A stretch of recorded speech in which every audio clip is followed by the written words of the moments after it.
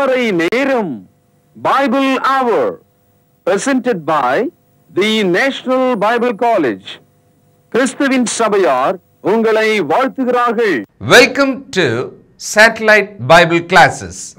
வாழ்த்துக்கள் திருமறை நேரம் நேயர்களே. ஆண்டவர் இயேசு கிறிஸ்துவின் இனிய நாமத்திலே உங்கள் யாவரையும் அன்போடு கூட வரவேற்கிறேன். வான்வழி வேத வகுப்பு வழியாக கிறிஸ்தவ விழிப்புணர்வு நிகழ்ச்சி. இப்போ எலியாவின் தேவன் எங்கே? Where is the God of Elijah? ரொம்ப ஆச்சரியமாக எல்லாருக்குமே ரொம்ப சந்தோஷம். இந்த அளவுக்கு எலியாவை பற்றி விஷயங்களை விவரமாக பார்க்க முடிஞ்சது சந்தோஷம்தான். நமக்கும் ஒரு பெரிய ஊக்கம், பெரிய உற்சாகத்தை இந்த தொடர் கொடுத்துக்கிட்டே வருது. பாருங்கள், ஒரு தனி மனிதனுக்காக தேவன் காகத்தை அனுப்பி போஷித்தார், ஒரு 7 விதவையை கொண்டு போஷித்தார்னு பார்க்குறோமே. இன்னும் ஒன்று செஞ்சால் நல்லா இருந்திருக்கும், அதையும் பண்ணிட்டார். என்ன தெரியுங்களா? தேவதூதன் இறங்கி வந்து ஒரு குறிப்பிட்ட சூழ்நிலை, என்ன சூழ்நிலைன்னு சொன்னால் இவர் என்னன்றாரு, என்னை வந்து சாவடிச்சிடுங்க, நான் உயிரோடு வாழ விரும்பலை, இந்த ஊழியம் இந்த மக்களுக்காக நான் இப்படி ஓடி ஓடி பண்ணுறதெல்லாம் வேணாம் சொல்கிறோம்ல சில நேரத்தில். ஐயோ, இதுக்கு மேலே ஒரு நிமிஷம் கூட எனக்கு வாழவே முடியாது, இறந்துட்டா நல்லாயிருக்கும், இந்த உலகத்தை விட்டு போயிட்டா நல்லாயிருக்கும், இந்த உலகம் அப்படியே நம்ம தலைமையில் இருந்து நம்மளை அழுத்துகிற மாதிரி பெரிய பாரம் வரும்போது நம்ம அப்படி நினைக்கிறோம். இவர் அப்படி தான் நினச்சிட்டார். அப்போது அப்படியே நினச்சிக்கிட்டு தூங்கிடுறாரு. ஒரு தேவதூதன் வந்து எழுப்பி போஜனம் கொடுக்குறார், சாப்பிடு, நீ இன்னும் போக வேண்டிய தூரம் இருக்குது. வாழ்க்கையில் நாம் கூட பிறக்கிறோம் இல்லைங்களா? முடிவெடுத்தோமா இப்படி பிறக்கணும், இன்னாருக்கு பிறக்கணும் இந்த ஊரில், அது நம்ம முடிவு எடுக்கலையே, தேவன் திட்டத்தின்படி தானே பிறந்தோம். சரி, இப்போ மரணம்னு வச்சுக்கோங்களேன், நம்ம முடிவு எடுக்க முடியுமா? பரவாயில்ல, எனக்கு ஒரு 80 வயசு ஆயிடுச்சு, எனக்கு 70 ஆயிடுச்சு, இல்லை எனக்கு இந்த உலகம் பிடிக்கல, நான் ஒரு 10 மணிக்காக போயிடுறேன் இந்த உலகத்தை விட்டு, அப்படி முடிவு எடுக்க முடியுமா? மரணத்தை பற்றி முடியாது. நடுவில் வாழ்கிற வாழ்க்கை இருக்குது இல்லைங்களா? பிறப்பதற்கும் முடிவெடுக்கவில்லை, மரணத்துக்கும் முடிவெடுத்து நம்மளால் போக முடியாது. ஆனால் நடுவில் தேவனுக்கு பிரியமாக வாழ்வதற்கு நாம் முடிவெடுக்கலாம். அதை சரியாக எடுக்கிறதுக்கு தான் இந்த வேதம் நமக்கு உதவி செய்யுது. இந்த மாதிரி வரலாறுகளையும் மனிதர்களையும் நம்ம அதுக்காக தான் படிக்கிறோம். அதனால் தயவுசெய்து வாழ்க்கையில் சோர்ந்து போயிருக்கீங்களா? வாழ பிடிக்கலை அப்படி யோசிக்கிறீங்களா? இந்த உலகமே உங்கள் தலைமையில் அப்படியே வந்து அழுத்தி நசுங்குவதைப் போல மனதில் நீங்கள் நசுங்கி கொண்டிருக்கிறீங்களா? இன்றைக்கி பாருங்கள், தேவன் இறங்கி ஒரு தேவதூதனை அனுப்பி எலியா என்ற தீர்க்கதரிசியை பலப்படுத்தினார். இன்னும் ஓட வேண்டிய தூரம் இருக்கிறது, நீ ஓடு என்று சொல்லி தேவன் அவரை பலப்படுத்தினார். உங்களையும் பலப்படுத்துவார்.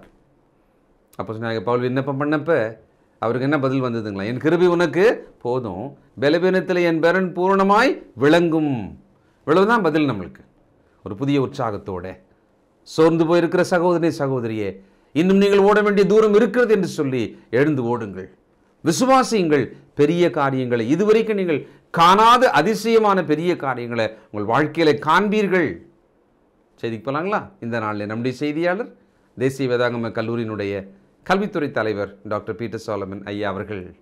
வணக்கம் திருமறை நேர நேயர்களே, உங்கள் அனைவருக்கும் என்னுடைய நெஞ்சார்ந்த புதிய நாள் வாழ்த்துக்கள். கர்த்தராகிய இயேசு கிறிஸ்துவினுடைய கிருபையானது உங்கள் அனைவரோடு இருப்பதாக. நீங்கள் ஒரு குடும்பமாக, ஒரு சமூகமாக, ஒரு திருச்சபையாக, தேவனுடைய மக்களாக வாழ வேண்டும். எப்போதும் தனி மரம் தோப்பாகாது. அதனால தான் சபையானது அநேக அங்கத்தினர்களால் ஆன ஒன்றாக இருக்கிறது. அநேக மக்கள் ஒன்று கூடும்போது கூட்டு மனம் நமக்கு உண்டாகும். அப்பொழுது ஒரே மனமும் ஒரே இருதயம் உடையவர்களாக நாம் நம்முடைய விசுவாசத்தை பகிர்ந்து கொள்ள முடியும். சகோதரர்களே, இந்த நாட்களில் எலியாவின் தேவன் எங்கே என்ற ஒரு தொடரை நாம் கேட்கிறோம். எலியா என்பவன் நம்மை போல ஒரு பாடுள்ள மனிதன். ஆனால் அந்த மனிதனுடைய வாழ்க்கை அசாதாரணமாக இருந்தது. Elijah was a ordinary man, but he had a extraordinary life. இந்த காலை உங்களையும் அவ்விதமாக மாற்ற வேண்டும் என்று நான் விரும்புகிறேன். பொதுவாக கிறிஸ்தவர்களாகிய நாம் எப்போதும் கவனத்தில் வைத்திருப்பது, எண்ணத்தை உண்போம், எண்ணத்தை குடிப்போம், எண்ணத்தை உடுப்போம். இது ஒன்றும் தவறான விஷயம் கிடையாது. நம்முடைய வாழ்க்கை இந்த 3 வட்டத்துக்குள்ளே எப்போதும் அடங்கி இருக்கிறது. செத்தவனை தவிர உயிரோடு இருக்கிற அனைவருக்கும் உணவு தேவை. உணவில்லாமல் மனிதர்களால் வாழ முடியாது.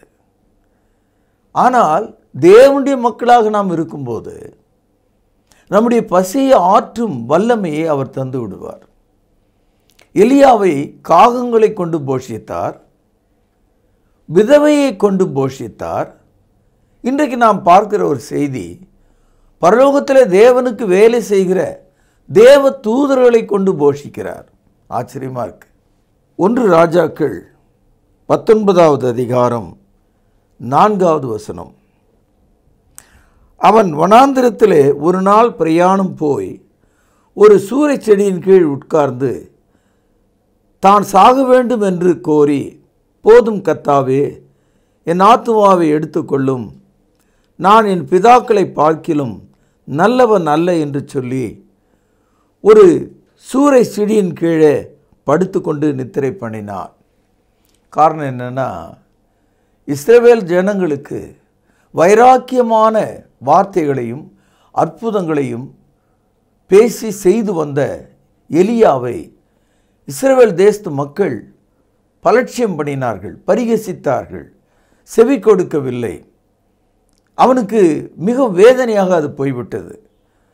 ஆகவே இந்த வேலை செய்வதை விட, கர்த்தருடைய ஊழியம் செய்வதை விட நான் செத்துப்போவது நல்லது என்ற ஒரு எண்ணம் அவனுக்கு மேலோங்கி விட்டது.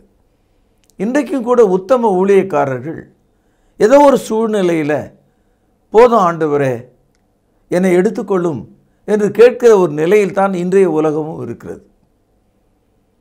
எலியா ஒரு சூரை செடியின் கீழே, ஆண்டவரே என்னை எடுத்துக்கொள்ளும் என்று படுத்துக்கொண்டான். பாருங்கள் என்ன நடந்தது. 19ஆம் அதிகாரம் 5வது வசனம்.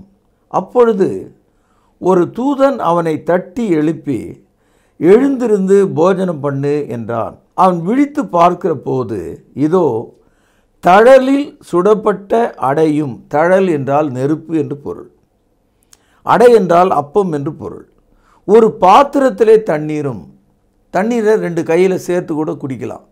ஆனால் அவனுடைய அருகிலே தண்ணீர் எப்படி வந்து சேரும்? ஒரு பாத்திரம் இருந்தால் தான் சேர முடியும். நல்லா கவனிக்கணும் நீங்கள். ஆக தழலில் சுடப்பட்ட அடை, அதாவது ரொம்ப சூடாகவே இருந்தது அந்த உணவு. அப்பொழுதுதான் செய்த உணவு அது. ஒரு பாத்திரத்திலே தண்ணீர், எழுந்து போஜனம் பண்ணும் என்று சொன்னான். சகோதரர்களே, கடவுள் நமக்கு உணவு அளிக்கும் போது 10 நாள் நாற்றமடித்த கஞ்சியை கொண்டு வந்து ஊற்றுவாரா? அல்லது 20 நாள் கெட்டுப்போன ஒரு பொருளை கொண்டு வந்து தின்னு என்று சொல்வாரா? எப்போதும் தேவன் தமது பிள்ளைகளுக்கு நல்ல உணவை கொடுக்கிறவராக இருக்கிறார், நல் உணவை படைக்கிறவராக இருக்கிறார். உங்களுக்கும் அவர் உணவை கொடுக்க வல்லவர். இயேசுநாதர் சொல்கிறாரு, நீங்கள் இந்த சரீரத்தில் ஒரு முழம் உங்களால் கூட்டிக்க முடியுமா? 5 அடி 5 அங்குலம் இருக்கிற நீங்கள் 6 அடி 6 அங்குலம் உயரமாக முடியுமா? முடியாது. அப்போது உடலை கொடுத்தவர் உங்களுக்கு உடையை கொடுப்பார், பசியை கொடுத்தவர் உங்களுக்கு ஆகாரத்தை கொடுப்பார். ஆகவே நீங்கள் உணவுக்காகவும் தண்ணீருக்காகவும் உடைகளுக்காகவும் கவலைப்படுகிறது என்ன? தேவனற்ற மக்கள், அஞ்ஞானிகள் இவைகளை நாடி தேடுகிறார்கள். இவைகள் உங்களுக்கு தேவை என்பதை பரமபிதா அறிந்திருக்கிறார். நீங்கள் ஆதியாகமம் முதல் 2 அதிகாரத்தை படிப்பீர்களானால், மனிதனை உண்டாக்கின தேவன் அவனுடைய உணவை ஆயத்தமாக வைத்திருந்தார். Food is always a blessing for mankind. சகோதரர்களே, இந்த நிகழ்ச்சி நம்முடைய நெஞ்சை நெகிழ்வ செய்யக்கூடியதாக இருக்கிறது.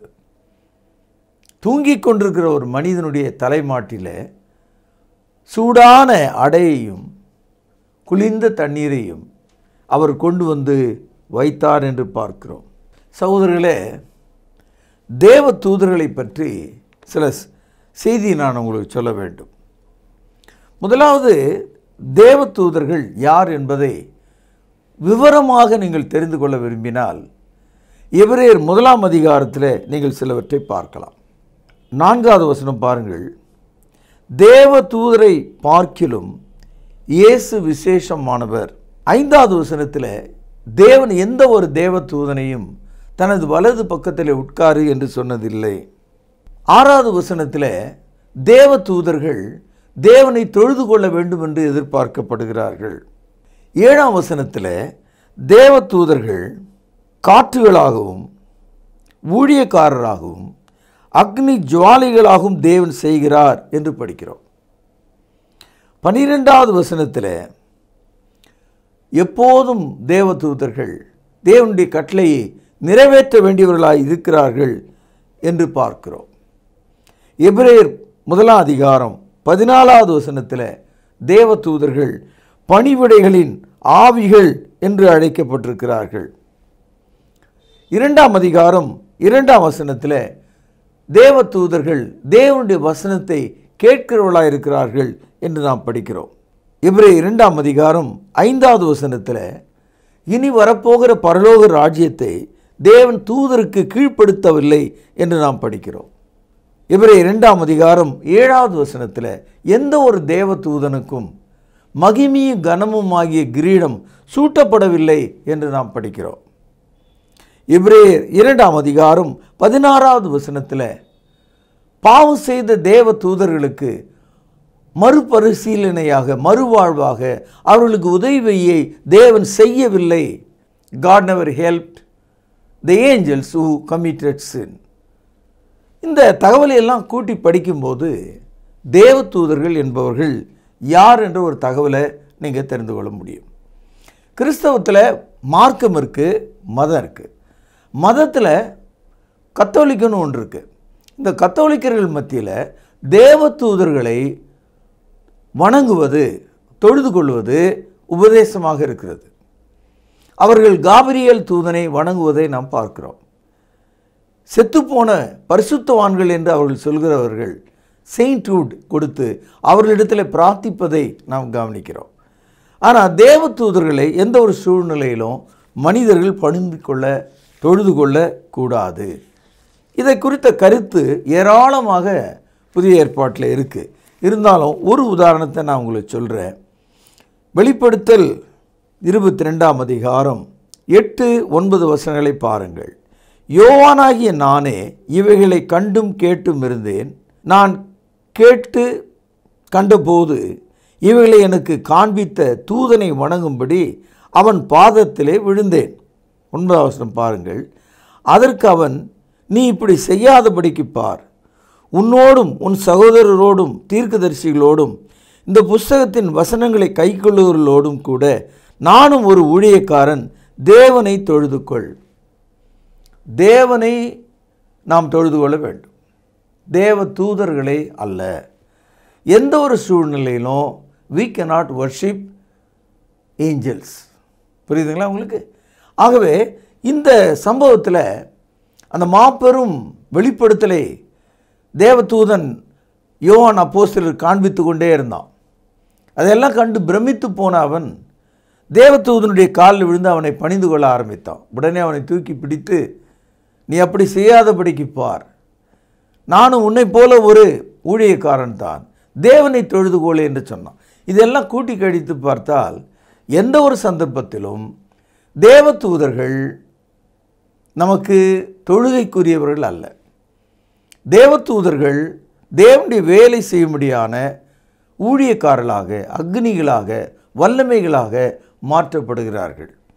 தேவ தூதர்களாலே மனிதர்களுக்கு சேவை செய்ய முடியும்.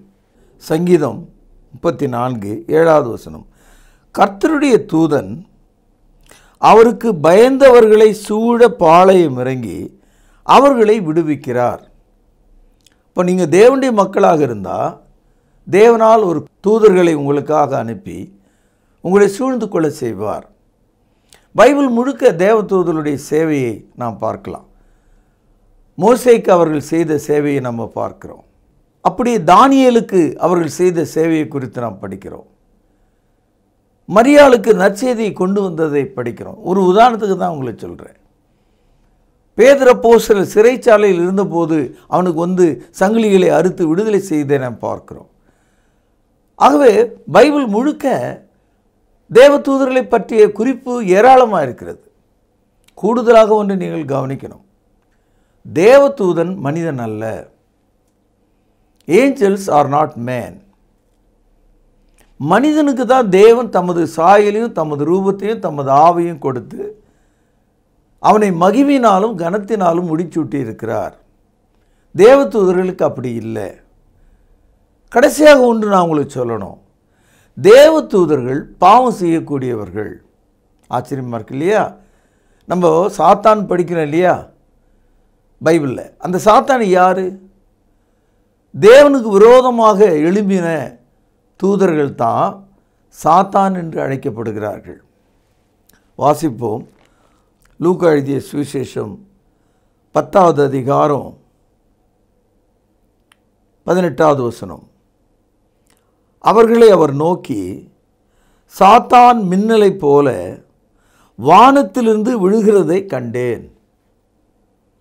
இந்த ஒரு வசனம் புதிய ஏற்பாட்டில் சாத்தான் ஆரம்பத்தில் வானத்தில் இருந்திருக்கிறான்.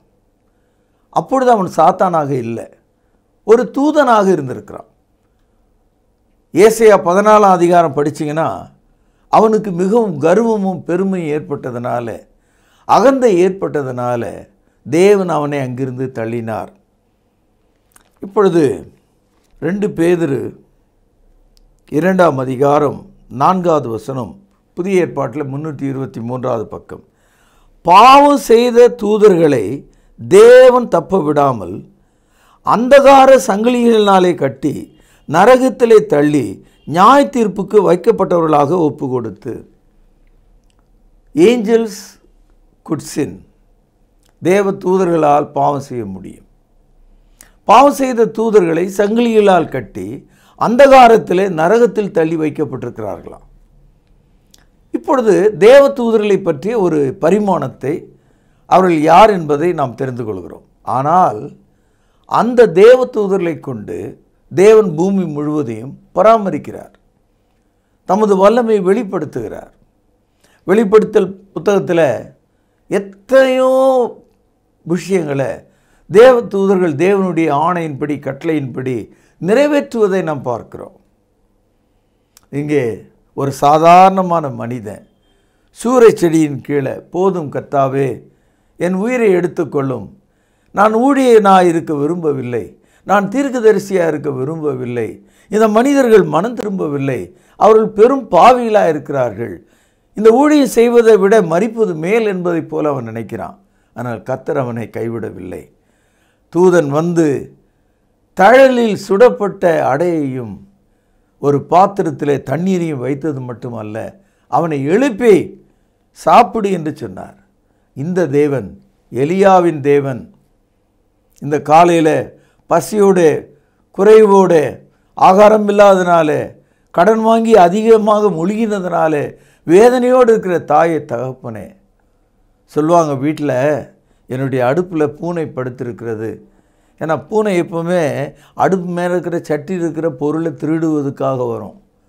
ஆனால் சட்டியில் ஒன்றுமே இல்லாததுனால சட்டிக்கு கீழே இருக்கிற அடுப்பில் அந்த சாம்பல் மேலே ரொம்ப லகுவாக பூனை படுத்துக்கொள்ளும். பூனை அடுப்பிலே படுத்திருக்கிறதுன்னா அர்த்தம் என்னென்னா, அந்த வீட்டில் உணவு செஞ்சு பல வாரம் ஆச்சு, பல நாட்கள் ஆயிற்று என்று பொருள். இன்றைக்கு அவர் உனக்கு உணவு அளிப்பார், அவர் உன்னை போஷிப்பார். நீ அவரிடத்திலே திரும்பு. அவர் இரக்கமும் தயவும் உருக்கமும் உள்ள தேவனாயிருக்கிறார். சங்கீதம் 78 24 25 வசனங்கள். மன்னாவை அவர்களுக்கு ஆகாரமாக வர்ஷிக்க பண்ணி வானத்தின் தானியத்தை அவர்களுக்கு கொடுத்தார். தூதர்களின் அப்பத்தை மனுஷன் சாப்பிட்டான், அவர்களுக்கு ஆகாரத்தை பரிபூர்ணமாய் அனுப்பினார். இந்த இடத்துல தேவ தூதர்கள் சாப்பிடுவதற்கான உணவு மன்னா என்று அழைக்கப்படுகிறது. ஒரு கால் எலியாவுக்கு தழலில் சுடப்பட்ட அடை நம்ம படித்தோமே, அது என்ன மாவினால் செய்திருக்கோம்? ஒரு கால் அது மன்னாவாக இருக்கலாம். இஸ்ரவேல் ஜனங்கள் இந்த மன்னாவை 40 ஆண்டுகள் உண்டார்கள். ஆனால் இந்த மன்னாவை சாப்பிட்டதுனால ஒரு ஆள் பரலோகத்துக்கு போயிட முடியாது. மன்னாவை சாப்பிட்டதுனால ஒரு நித்திய வாழ்வை பெற்றுவிட முடியாது. யோவான் எழுதிய சுவிசேஷம் 6ஆம் அதிகாரம் 49வது வசனத்தை பாருங்கள். உங்கள் பிதாக்கள் வனாந்திரத்தில் மன்னாவை புசித்திருந்தும் மரித்து போனார்கள். இதிலே புசிக்கிறவன் மறியாமல் இருக்கும்படி வானத்திலிருந்து இறங்கின அப்பம் இதுவே. இயேசு தன்னை குறித்து சொல்லுகிறார். 6ஆம் அதிகாரம் 48வது வசனம், ஜீவ அப்பம் நானே, ஐ ஆம் த லிவிங் பிரெட். இயேசு தன்னை ஜீவ அப்பம் என்று சொல்லுகிறார். ஒரு கால் எலியாவுக்கு தழலில் சுடப்பட்ட ஒரு அப்பம் இருந்திருக்கலாம். ஆனால் அதை பார்க்கல மேன்மையான ஒரு அப்பம், வாழ்விக்கும் அப்பம் இயேசுவாக இருக்கிறார். இந்த அப்பம் இயேசுனுடைய மரணத்தின் வடிவிலே நமக்கு கொடுக்கப்படுகிறது. வாசிப்போம். யோவான் 6ஆம் அதிகாரம் 51வது வசனம், நானே வானத்திலிருந்து இறங்கின அப்பம், இந்த அப்பத்தை புசிக்கிறவன் என்றென்றைக்கும் பிழைத்திருப்பான். நான் கொடுக்கும் அப்பம் உலகத்தின் ஜீவனுக்காக நான் கொடுக்கும் என் மாம்சமே என்றார். சகோதரர்களே, இந்த அப்பத்தை குறித்து தான் புதிய ஏற்பாடு என்றும் புதிய உடன்படிக்கை என்றும் இயேசு கூறுகின்றார். இதை மத்தேயு 26ஆம் அதிகாரம் 26ஆம் வசனத்திலே நீங்கள் படிக்கலாம். அவர்கள் போஜனம் பண்ணுகையில் இயேசு அப்பத்தை எடுத்து ஆசீர்வதித்து அதை பிட்டு சீஷர்களுக்கு கொடுத்து, நீங்கள் வாங்கி புசியுங்கள், இது என்னுடைய சரீரமாக இருக்கிறது. பின்பு பாத்திரத்தையும் எடுத்து ஸ்தோத்திரம் பண்ணி அவர்களுக்கு கொடுத்து, நீங்கள் எல்லாரும் இதில் பானம் பண்ணுங்கள். கவனிங்கள் 28வது வசனம், இது பாவம் மன்னிப்பு உண்டாகும்படி அநேகருக்காக சிந்தப்படுகிற, கவனிங்கள், புது உடன்படிக்கைக்குரிய என்னுடைய இரத்தமாக இருக்கிறது. It is a new covenant அல்லது நியூ டெஸ்டமெண்ட். புதிய ஏற்பாட்டுக்கு பேர் புதிய ஏற்பாடு, நியூ டெஸ்டமெண்ட். இயேசு தன்னுடைய உடலை, அவர் சிந்திய இரத்தத்தை புதிய உடன்படிக்கை என்று சொல்கிறார். இந்த அப்பமும் ரசமும் உண்ட மக்கள் மரித்தோர்ந்து எழுந்திருப்பார்கள் என்று இயேசு வாக்களித்திருக்கிறார். நண்பர்களே, எலியாவின் வாழ்க்கையில் தேவ தூதர்கள் உணவை கொண்டு வந்து கொடுத்தார்கள். ஆனால் நம்முடைய வாழ்க்கையில் தேவ தூதன் அல்ல, தேவனுடைய ஒரே பேரான குமாரனாக இருக்கிற இயேசு நம்மை போல மனிதனாக வந்து தன்னுடைய மாம்சத்தையும் இரத்தத்தையும் சிலுவையிலே நமக்கு தந்திருக்கிறார். விசுவாசிக்கிற மனிதனுக்கு மெய்யான போஜனமாக இயேசு இருக்கிறார் என்று சொல்லி இன்றைய செய்தியை நான் இங்கே நிறைவு செய்கிறேன். ஜெபம் பண்ண கடவோம். மகா பரிசுத்த நிறைந்த எங்கள் அன்பான தகப்பனே, வாக்குத்தத்தம் நிறைந்த அற்புதமான இந்த நற்செய்திக்காக உமக்கு தோத்திரம். கேட்டவைகளை மறக்காமல் இருக்கும்படி எங்களை ஏவியருளும். ஆண்டவரும் கர்த்தரும் இரட்சகருமாக இருக்கிற இயேசுவின் நாமத்தில் ஜெபத்தை கேட்டருளும் ஜீவனுள்ள எங்கள் பிதாவே, ஆமேன். இயேசு கிறிஸ்துவின் இனிய நாமத்தில் திருமறை நேர நேயர்களுக்கு வாழ்த்துக்கள். நேயர்களே, இந்த புதிய தொடரை அநேகர் பார்த்து பரவசமடைந்து பதில்களை எழுதி பரிசுகளை பெற்றீர்கள். உங்களை பாராட்டுகிறோம். எலியாவின் தேவன் எங்கே? எலியாவை தேவன் எப்படியெல்லாம் போஷித்தார் பாருங்கள். காகங்கள் மூலம் தேவன் போஷித்தார், விதவை மூலம் தேவன் போஷித்தார். இந்த நாளில் தேவ தூதரை கொண்டும் தேவன் எலியாவை போஷித்தார். தேவன் தம்முடைய தூதர்களை காற்றுகளாக, அக்னியாக அனுப்ப முடியும். புதிய ஏற்பாட்டில் பரிசுத்தவான்களின் பணிவிடை ஆவிகளாக தேவ தூதர்கள் இருக்கிறார்கள் என்று வேதம் சொல்கிறது. அப்படியானால் தேவ தூதர்கள் தேவனுக்கு இணையானவர்கள் அல்ல, அவர்கள் தேவனுடைய சித்தம் செய்ய மனிதர்களுக்கு உதவி செய்யக்கூடியவர்கள். பிரியமானவர்களே, தேவன் தம்முடைய வார்த்தையை கொண்டு நம்மோடு இன்று பேசியிருக்கிறார். தேவ தூதரை கொண்டு எலியாவை போஷித்த தேவன் தேவ தூதரை கொண்டுதான் தம்முடைய கட்டளைகளை மோசேக்கு கொடுத்தார். தேவ தூதர்கள் பரிசுத்தவான்களுக்கு பணிவிடை ஆவிகளாக இருக்கிறார்கள். இப்படி தேவ தூதர்களுடைய எல்லா பணிகளை குறித்து நாம் விவரமாக இன்று தெரிந்து கொண்டோம். இன்று நீங்கள் கேட்ட செய்தியிலிருந்து உங்களுக்கான பரிசு கேள்வி இதுதான். தேவ தூதரை நாம் வணங்கலாமா? கொஞ்சம் யோசித்து பதிலை நீங்கள் எழுதுங்க. சரியான பதில் எழுதுங்க, வசன குறிப்போடு எழுதுங்க. நல்ல பரிசுகள் காத்திருக்கிறது. தேவ தூதரை நாம் வணங்கலாமா? எழுதி கொண்டீர்களா? தொடர்ந்து இந்த நிகழ்ச்சியை பாருங்கள். இந்த நிகழ்ச்சிகள் யூடியூப்பில் அப்லோட் செய்யப்படுகிறது. எந்த ஒரு ஊரிலிருந்தும் எந்த நாட்டிலிருந்தும் இந்த நிகழ்ச்சிகளை உங்களுடைய ஸ்மார்ட் ஃபோன், லேப்டாப், கம்ப்யூட்டர்கள் மூலமாக 24 மணி நேரமும் பார்க்கலாம். பாருங்கள், பிறரையும் பார்க்கும்படி உற்சாகப்படுத்துங்கள். நீங்கள் சென்னையில் இருக்க நேர்ந்தால் புதிய ஏற்பாட்டு தொழுகை செய்ய பின்வரும் முகவரிக்கு அன்புடன் அழைக்கிறோம். மீண்டும் உங்களை சந்திக்கும் வரை நம்முடைய கர்த்தராய் இருக்கிற இயேசு கிறிஸ்துவின் கிருபை உங்கள் அனைவரோடும் கூட இருப்பதாக. இயேசு அழைக்கிறார், இயேசு அழைக்கிறார், ஆவலாய் உன்னை தம் கரங்கள் நீட்டி இயேசு அழைக்கிறார். எத்துன்ப நேரத்திலும் ஆறுதல் உனக்களிப்பார். எத்துன்ப நேரத்திலும் ஆறுதல் உனக்களிப்பார். என்றுணர்ந்து நீ இயேசுவை நோக்கினால் எல்லையில்லா இன்பம் பெற்றிடுவாய். என்றுணர்ந்து நீ இயேசுவை நோக்கினால் எல்லையில்லா இன்பம் பெற்றிடுவாய். இயேசு அழைக்கிறார், இயேசு அழைக்கிறார், ஆவலாய் உன்னை தம் கரங்கள் நீட்டி இயேசு அழைக்கிறார். கண்ணீரெல்லாம் துடைப்பார், கண்மணி போல் காப்பார். கண்ணீரெல்லாம் துடைப்பார், கண்மணி போல் காப்பார். கார்மேகம் போன்ற கஷ்டங்கள் வந்தாலும் கருத்துடன் நம்மை காத்திடுவார். கார்மேகம் போன்ற கஷ்டங்கள் வந்தாலும் கருத்துடன் நம்மை காத்திடுவார். இயேசு அழைக்கிறார், இயேசு அழைக்கிறார், ஆவலாய் உன்னை தம் கரங்கள் நீட்டி இயேசு அழைக்கிறார், இயேசு அழைக்கிறார். தொடர்பு கொள்ள வேண்டிய முகவரி: திருமறை நேரம், 58 சர்ச் தெரு, குமரன் நகர், சென்னை 6,82,000. தொலைபேசி எண் 044255008882.